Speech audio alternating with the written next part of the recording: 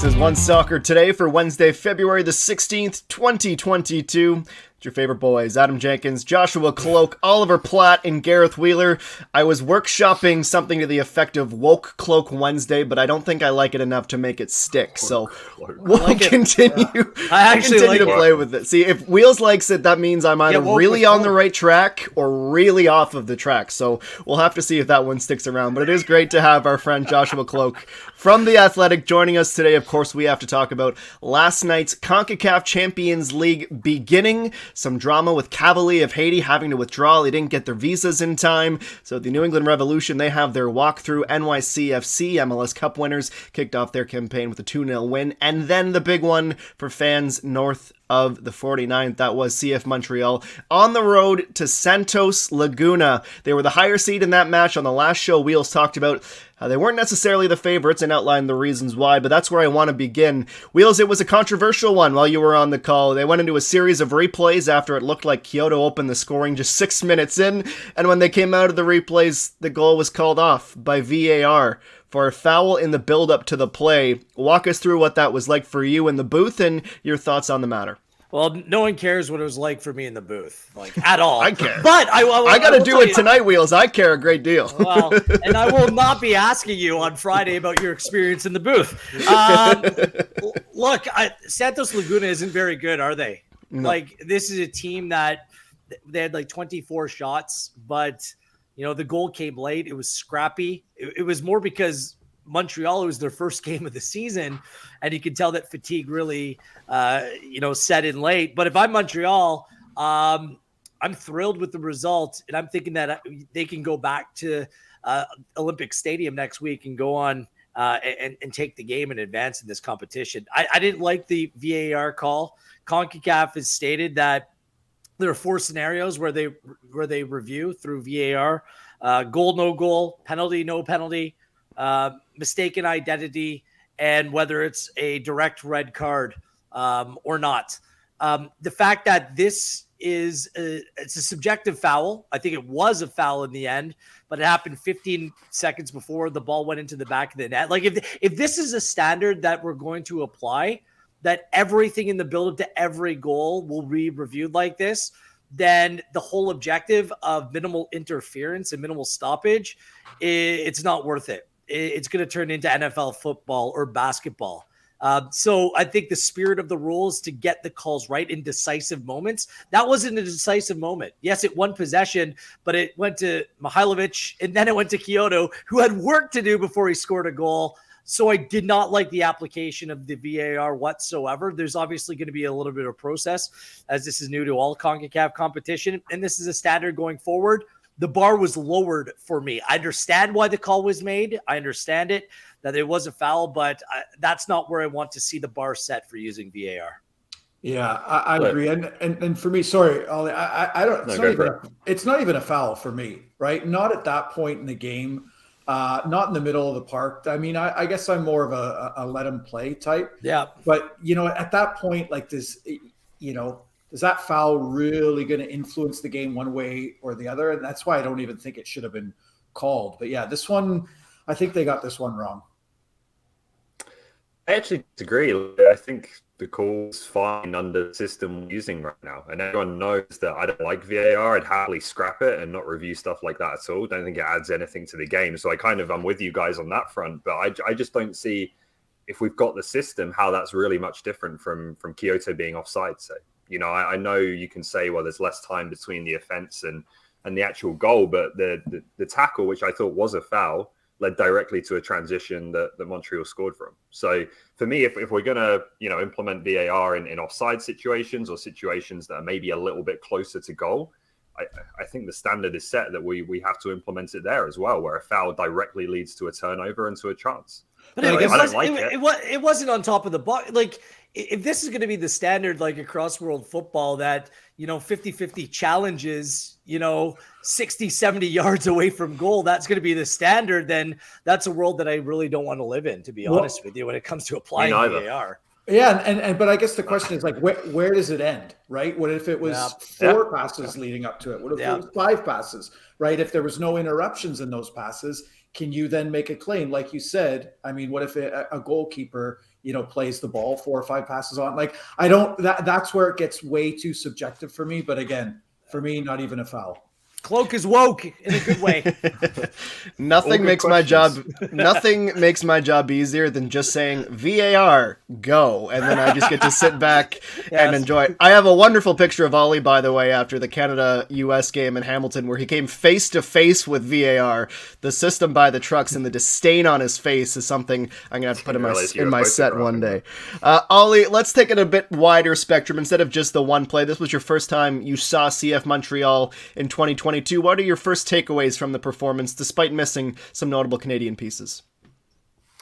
Yeah, work to do, but I think you kind of expected it based on the circumstances of the game and, it being the first game of the season. I thought they started both halves decently and looked like they could get a goal and potentially nick a result, which would set them up very well.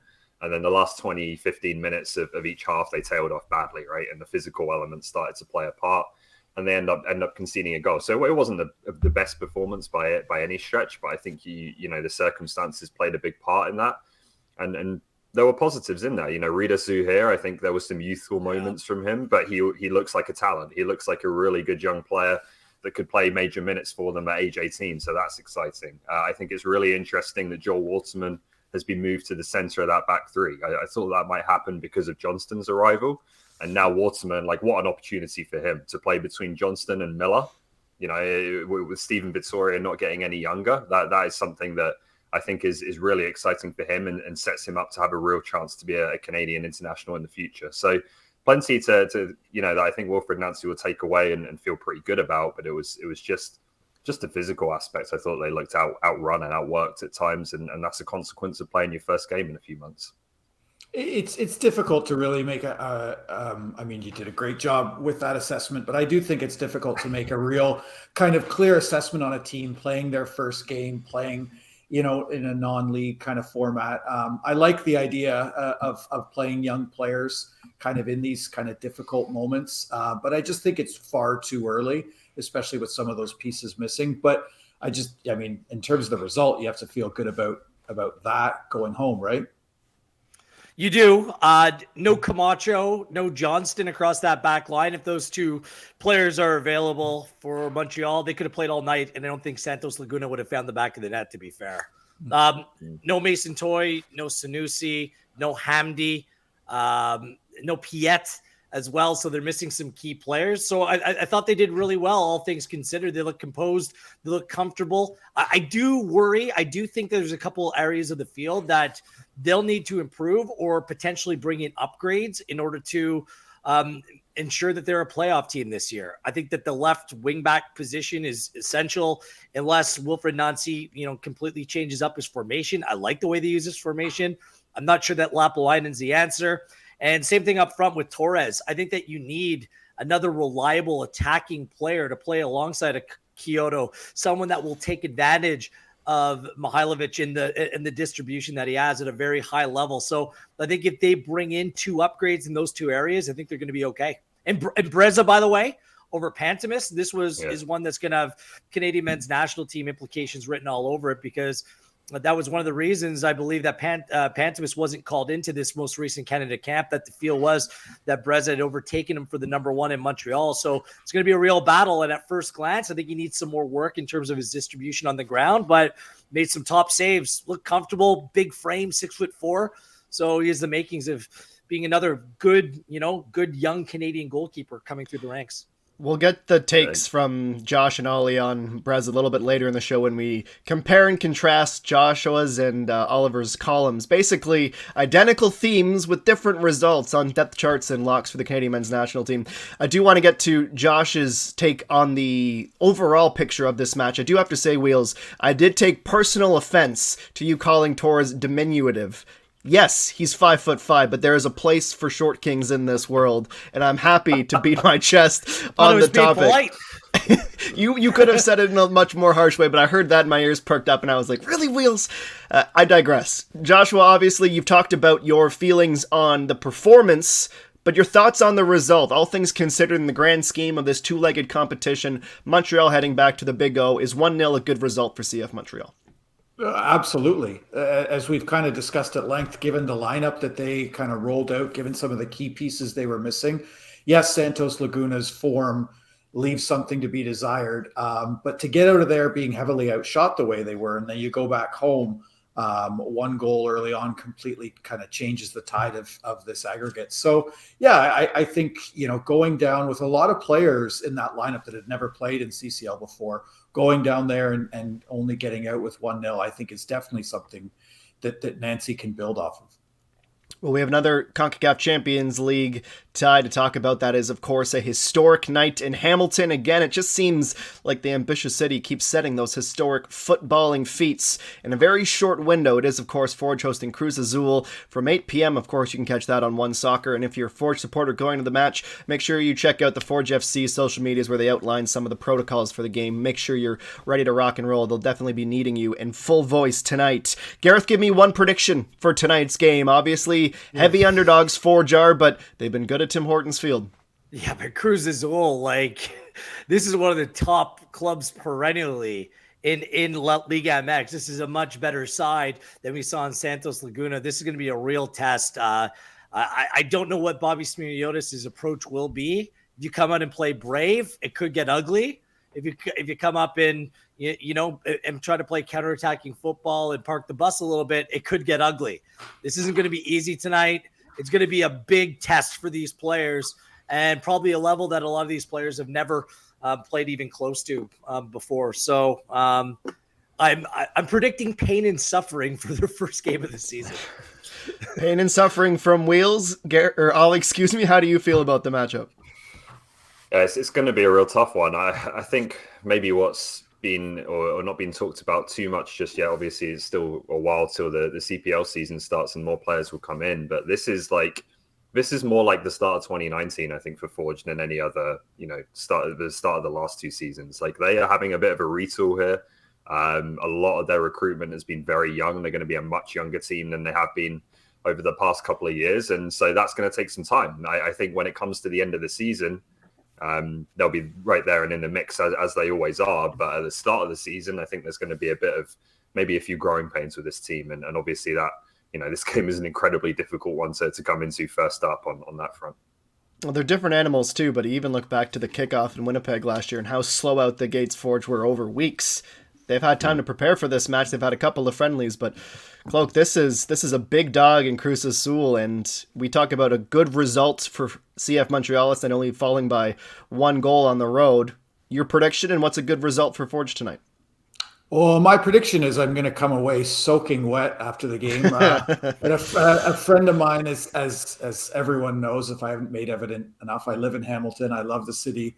A friend of mine, asked me to come to the game. And I agreed without looking at the weather report. It's supposed to be rainy and miserable, which I suppose is going to add to the drama, and I suppose could make for another memorable soccer night in Hamilton. I mean, a good result is just showing that you can compete, right? We talk a lot about how Forge just kind of pressed on, and they're the first CPL team into the Champions League, and what a great moment that is for the league. As we've kind of outlined, a huge test for the team, but you just want to show that you can compete. And as Wheels kind of alluded to, stick to the identity that you decide you're going to roll with, right? Are you going to sit back? Are you going to try and play a bit of rope-a-dope and wear them down? Then that's fine. Stick with that throughout the full 90. If you're going to go after the game, then go at it for the full 90. And so that's kind of what I'll be looking for, but, minimizing the damage, kind of managing the environment, and that's kind of what I'll be looking for. Josh, I would much prefer the pouring rain at +6 than anything -10. So the good thing about water is that it comes out. It always dries. You're going to be okay. I appreciate that. That's the motivational pep talk that we've grown to expect from Gareth Wheeler. So yes, 8 p.m., 8:06, it will kick off from Tim Hortons Field. Our coverage gets underway around 7:54 local time for those who are joining us on OneSoccer. Let's move on to the Canadian men's national team. Yesterday on The Athletic, Joshua Cloak posted a piece about tiers and locks about who is going to Qatar with John Herdman once qualification is officially set in stone. Oliver Platt did beat him by 2 weeks, I have to say, on OneSoccer.ca, and there are some similarities. There are some differences. They each have tiers, but they're very different. Oliver went as far as to make 9 locks in his, 9 probables, 12 on the bubble. Josh took it in a little bit of a different route. So Josh, from your article in your 4 tiers, which was the hardest player for you to categorize? Well, I mean, the hardest thing for me to do was not just plagiarize Ollie's entire thing. It was brilliant, and I defer to his wisdom constantly. You know what? The most difficult thing for me was, as you kind of alluded to, was not including far more locked-in starters. I mean, for me, in my mind right now, I think their starting 11 for me is set, right? I didn't put Jonathan Osorio as a locked-in starter, but for me, he should be at that first game in Qatar.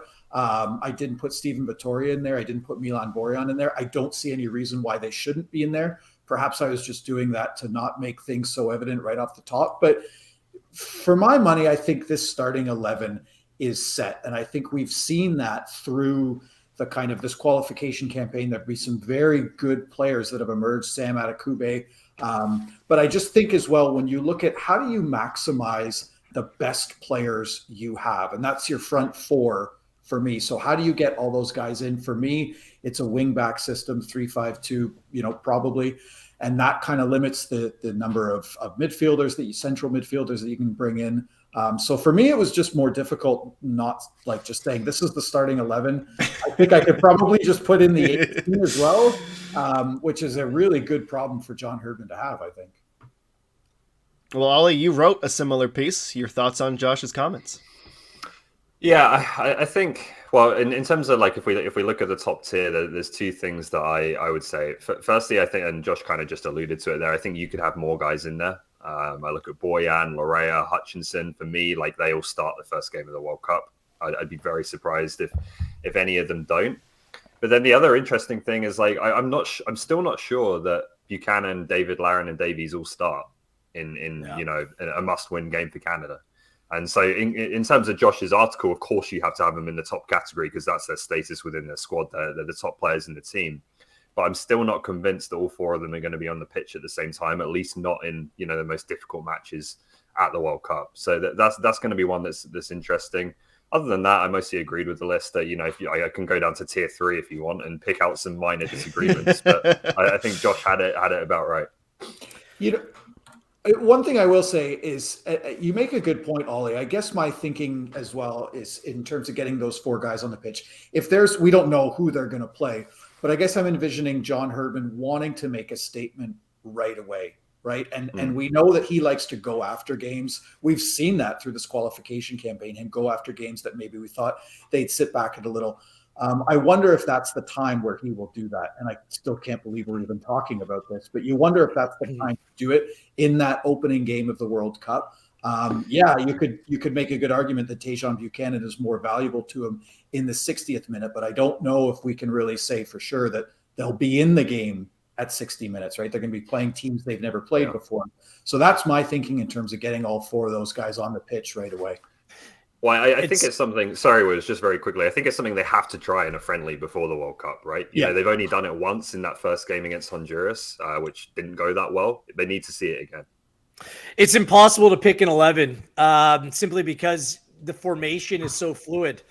And look, I don't care how brave you are taking on a lot of nations in CONCACAF. If you're playing Brazil or Germany or someone like, you just can't leave yourself open. And that's why I think there's certain games, even through this qualifying window, like Ollie said, Larin and David haven't started together until Davies wasn't available. Like, they just haven't, because some games you're going to require an extra player in the midfield. Sometimes you're going to play a 3-box-3. Other times you're going to play a 4-4-2. So the situation's fluid. The way that I have 8 players who will start no matter what the formation is. Borjan, Johnston, Vittoria, Eustachio, Atiba, Davies, Buchanan, and David. Those are my 8 that start any game for Canada. And then based upon formation, you plug and play. So a Laren can come in. I then have a next tier. I kind of did my own, which are players that are absolutely 100%, fitness bearing, going to Qatar. Crepeau, Larea, Atakubi, Kamal Miller, Scott Kennedy, Kyle Aaron, Junior Hoylett, Jonathan Osorio, Ike Ugbo. Then I have 3 that I'm almost positive that are going in Piet, Kay, and Daniil Henry. Piet and Henry, no matter what, they're like leaders in this team, and I do think they bring off-field value, even if they're might not play a lot of minutes. I think Mark Anthony Kay, his ticket is just about punched as well, which leaves, like, if you're going to have the 23-man squad, of course, there's going to be players that are going to be in reserve. Then you have a whole long list of players that are competing for the third goalkeeper spot and 2 others, including Cavallini, Fraser, Cornelius, Schaffelberg, who didn't make your list, Josh, Prizo, Liam Miller, Corbiano. And of players who haven't declared their allegiance, I put Jebison on that list because I think he might be the closest one to it. Just one thing I picked out about your list, you mentioned Sondre Solholm. You clearly don't watch OneSoccer today. He is not Canadian. He is not eligible. There is 0 chance he can play for Canada. His parents have no passport. Never had Canadian citizenship whatsoever. So, and then there's a whole other list. Gutierrez, Broguillard, Marshall Ruddy, Akinola, Wotherspoon, Nelson, Brim, Zuhir, Halbuni, Kalesho, Peyton. And if Flores, who knows what he'll decide, those are players who are kind of on the outside looking in. So that's the wheels up list. I've got 3 lists. It's a variation of what you put together, but I won't write because I'm too lazy. Well, I was just about to say, expect based on what we've seen 2 weeks from now in a similar column from Gareth Wheeler, but you just made the definitive statement. Clip that. There you go. There's Armin's your column. on It's digital. It's how we like it. But yes, if you haven't read Joshua's full list, recommend you go to the Athletic Canada Men's Team Squad Tiers, where players stand with the team on the brink of World Cup qualification. And I'm still working on getting promo code Jenkins15 for 15% off yearly subscription. We'll keep you updated on on that. Let's move on to the only reason to read The Athletic, according to yeah, exactly. Adam Jenkins. Not after your review of The Athletic last week. Yeah, that's a good point. We'll work on it. Josh, we just heard from Gareth in terms of a full in-depth sort of big questions for John Herdman. But what are your big roster questions ahead of Qatar? Take the tiers away, but on a big picture macro level, what are Herdman's biggest questions for this roster? Yeah, it's probably just health for me. I mean, I think as we've determined this 11, or I guess this kind of 14, these 14 players that we're sure probably going to start, play every game, those are pretty much set. I think a few months ago, probably before qualifying, we could ask questions about their defending capabilities, who would play at center back, but I think they've proven this team that they're able to defend as a unit really, really well. And you look at how many goals they've conceded. I think defending and the center backs isn't a concern it used to be. But what we're seeing now is health, right? Alphonso Davies missed that last window. Things happen. It's still a long time. It's still nearly a year before Qatar. Injuries happen. Strange things are going to happen. Guys are going to be moving teams. So I think just health, keeping everybody healthy is probably the biggest concern, though I don't think that's a concern that's exclusive to Canada, right? Oliver, your biggest concern? Biggest concern? I don't think I have any major concerns. I think the roster looks good. I don't think it's going to change heavily from what we've seen in qualifying, and qualifying has been very good. I think what I'm looking out for most is at the forward positions. I think there's a lot of young players who will be looking to stake their claim this year. I think there's players like Lucas Cavallini who will try to play their way back into the fold. And there's going to be more players, several more players than Herdman can fit into a 23-man roster. So that, I think, is where there's real decisions to be made. The defense and midfield looks a bit clearer to me. It's the attacking options that I think is still, for those last 2 spots at least, pretty open. And Gareth, your final question. It's who's playing at the highest level possible. There's real competition for spots in this team, right? So if you're a player that has interest in playing in a World Cup and who doesn't, make sure that you're in a good situation where you're playing regular football at a high level, taking care of yourself, you're fit, not giving anything away. It's going to be up to the players. There's this brotherhood here, but there's going to be some real competition in the team for spots. So let's have at it. Let's go. Did it not feel strange to write this article and do so with kind of a serious, not thinking like if they get there? It did. It just, and it still does. And I think even when we're all there in Qatar and watching, them after that opening whistle, it's still going to feel very strange. But just to put this list together, the fact that we're, having these kind of discussions and putting players under scrutiny the way they are, it's strange, but it's also an incredible kind of conversation to have. Yeah. And we're just getting started. I'm going to get even more carried away with my articles in the coming months. Yeah. And we only have one unattached FC, which is incredible in that whole list. Wow. That's very un-Canadian football. Ollie, you let me know when you publish your stuff, and I'll be there 3 weeks later with mine. There we go. And join us next Wednesday for more Wednesday writer therapy, where Joshua and Oliver discuss what is stressing them out about writing about the Canadian men's national team. More interesting stories from the booth, Adam. So. That's a very good point. I can't argue with you there. Let's move on to the final segment of the show. Of course, Major League Soccer 2 weeks away from getting the regular season underway. CPL announcements are coming out every single day. The Wanderers will have had one today by 2 p.m. as well. So that means it's time for Oliver's least favorite game and Gareth Wheeler's favorite game. It's very simple to those who actually pay attention to the question, which we know Oliver can have some struggles to do, but it's either or. It's a very simple game. If this is your first time enjoying it, here's how it works. I'm going to give you two options. You either pick A or you pick B. It's really not that complicated. It's not about semantics, Oliver. Just play the game, for goodness sakes, please and thank you. Okay, Gareth, since you know the game the best, I will let you go first. Who has a better shot at reaching the Canadian Premier League final? It's either York United or it's Atletico Ottawa. I wish I could say neither nor, but I can't. So I'm going to go with York United. And that's because I actually know who the York United manager is, and I do not know as of right now who's going to be the head coach of Atletico Ottawa. And largely, a pretty good young core is being kept together. It's about filling those holes. If some of the new players that have come into York United camp can make an impression, be upgrades on the players that they're replacing, then yeah, they can take that next step. They're a playoff team last year, right? Ottawa has got a lot further to go with basically a completely new squad. So familiarity breeds success. Let's go for York United.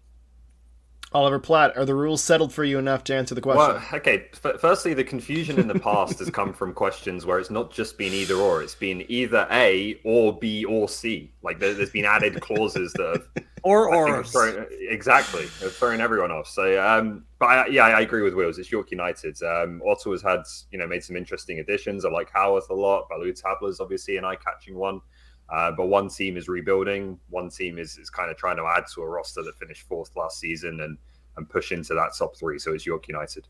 There's definitely some good value on an Atletico Ottawa, Joshua, but is it enough to get your vote? No, I actually think I want to keep this one brief and stay out of this. This is a very testy kind of format. It's York United for me. Martin Nash is an experienced manager, knows the league really, really well. I just think there's a little bit more quality in York's roster, so it's got to be York for me. Okay, moving on. The team more likely to have a successful 2020 CPL season is either Halifax or Valor. Oliver, first word to you. This is a tough one, and two really intriguing teams, I think, here. Valor, like the potential of Valor really intrigues me with Akio, who I think can be really explosive. Moses Dyer had a fantastic finish to last season. Jean-Baptiste is going to be back in a couple of months, I think. So obviously he makes a massive difference. So I was very tempted to say them, but I'm coming back to my Wanderers. Of course, of course you are. Because I think a big factor for them this season is going to be the schedule not being as congested as it was. I don't think they're a team that rotates well. I think when they can get their best 11 on the pitch week in, week out, they can be a very good team. So I'll go with them. Gareth? Valor for me. Big Phil. I love how the CPL has a Big Phil, by the way. He found something at the end of the year with Akio, a player that you put up a wonderful piece on, Adam Jenkins, up top. And Ollie mentioned it. Andrew Jean-Baptiste is a difference maker. If healthy, if fit, he'll help that back line, which at times was just far too scattered, too all over the place. So I like their head coach. I like their team. Give me Valor. Cloak, it's an interesting one. We have a team that made that big push for the Final Four come up short, and Halifax who couldn't find continuity all season. Where do you lean here? Yeah, the list of people that can get more out of their players in this league is pretty short. If I'm talking about Stephen Hart, there's very few people that can get more of their players than him. So I have a lot of faith in him as a manager. So I'm going to stick with Stephen Hart. Wanderers here. All right, right back to last year. A lot of travel. Right back to Joshua with absolutely no context to this question. It's either Forge or Pacific. Josh. No context. I love it. I could easily just say Forge because Hamilton is a great up and coming city with a lot of really, talented writers living there. You should check out whenever you have the chance. No, Forge is still, the class of this league for me. So without any context, I'm just going to go with the obvious one here. Gareth? Hamilton peaked in 1980 when yours truly was born there. Give me Pacific, Amir Didic. What a signing. And they're going to be playing with a little bit of swagger. Not only champions, but two players packing up and going to Forge. There's going to be plenty of motivation for Pacific. They're deep. They're good. Give me the West Siders. Oliver, final word to you. James Merriman takes over, 36 years old. Some Sean McVay vibes on the island. Oh, please no. He's much better than that clown. I think on paper right now, and maybe at the end of the season we'll be saying something different, but right now I think it's Pacific. These guys aren't the kids of the league anymore. The whole team, most of the lineup is prime age players. Diaz, Bustos, Aparicio, Dixon, Didic, Irving. These guys are in their mid-20s. They want to win now. And as I said earlier, I think Forge is maybe going to go down a path where they get a bit younger, try and build something for the longer term, but in the short term maybe have to grow a new team a little bit. Well, the Hammers, they qualified for Scotiabank CONCACAF Champions League through CONCACAF League. That's where we'll see Pacific this year as well, by virtue of winning the North Star Shield. But one competition begins first. That is, of course, CONCACAF Champions League. Forge and Cruz Azul tonight from 8 p.m. Make sure you join us. I got to hustle over to the studio now to actually call that game. So I'll leave the OneSoccer today to Gareth and Ollie. Tomorrow, Alexandra Gange-Ruzik will join Andy Petrillo as well to break down that match, talk a little bit of Whitecaps. Cloak, thank you as always. We will see you next Wednesday once again here on OneSoccer Today. Let's workshop that.